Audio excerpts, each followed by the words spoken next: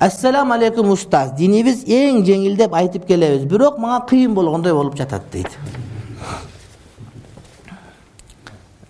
Бул сахабалардын да суроосу болгон. Мага да кичине кыйынчылык, ушу кичине жерин мындай жеңилдетип койсок болобу деген суроолор болгондо, илгери бир сахаба келип айтыптыр: Аллахтын диниңиз абдан жакшы, мага жагат, бүт бара жагат, бир жери мага оор келет дептир. Пайгамбар сураптыр: айтчы, эмне жерди айтыптыр? Ушу кыздар менен сүйлөшпө деген мага болбой атат.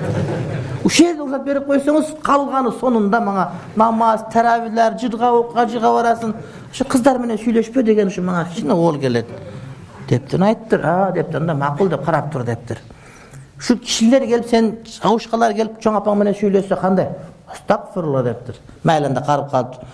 Atağın dostlar atağın jut apağın menen gelip söylüyorsa kандай bolboyt deptir. Karındaşın ecem hiç kim menen gördün mü deptir. Başka birөө dagı oşol senin kızın, senin karındaşın oşonday ele alır dagı.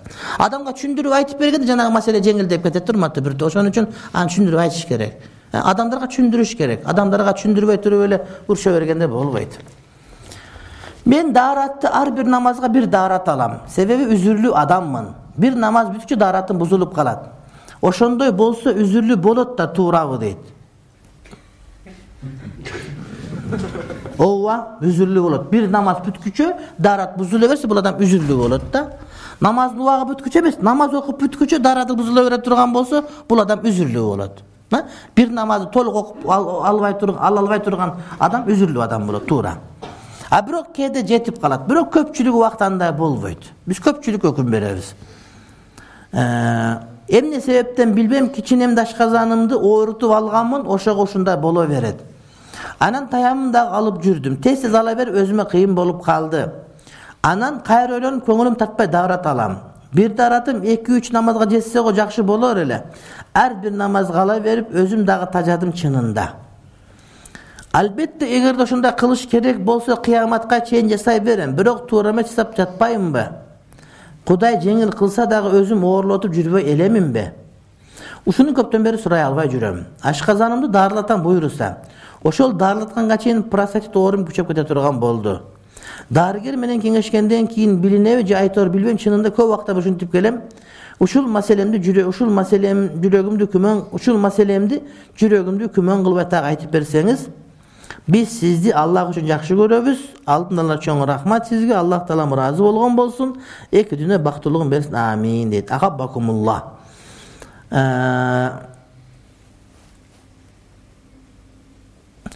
Мен билгенден көп адамдар 5 мал намазга 5 мал дарат алышат. Көбүнчө эле шам менен куптан жакын болуп өкүнө бир дарат албаса, атак багамдатка өзүнчө пешинге азыр. Мен мисалы ушундай элем. Мен bir күндө мындай бир шам менен куптанды эле көбүнчө бир дарат окуп калсам, калган дарат намаздардын баарын жаңы дарат алам.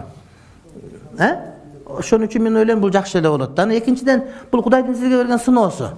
Сабыр кылышыңыз керек. Үзүрлүү адамдар кандай кылат? Үзүрлүү адамдар бешимге дарат алса, ошону менен асырга ошо менен жүрө берет. Başka nerse sındırsa sınat, bирок ошо sizge üzür болгон nerse sındırsa аны менен сынбайт, üzürlүү дарат.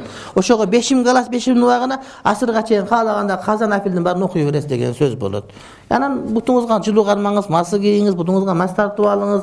Эгер өтө зарыл болуп суу абагында кыйналсаңыз, истинжа кылбаңыз сиз. Жөн эле кургактап коюңуз, эгер ошондон оор кетип аткан болсо. Дараттын парзын аткарыңыз, колду бир жолу жууп, анан бетти бир жолу жууп, башка бир жолу мас тартып, анан бутту жууп койсоңуз, ошо менен эмне иншалла сиздин даратыңыз болгон болот.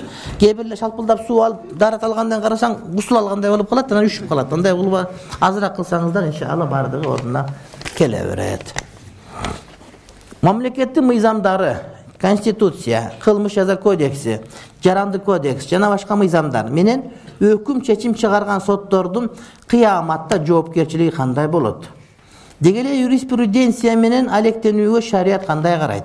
Алдын ала рахмат, Аллах разы болсун, өзүм ушул тармакта иштегендигим үчүн сурап жатам дейт. Дептериңизде Финка банк деген жазуу бар экен биякта. Финка деген сүткорлук.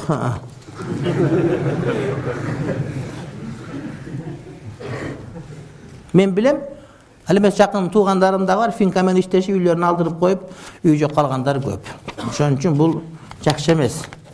Жөөттөрдүн макалы бар, адамдар өзүңө кул кылгың келсе, аларга процент акча бер деген.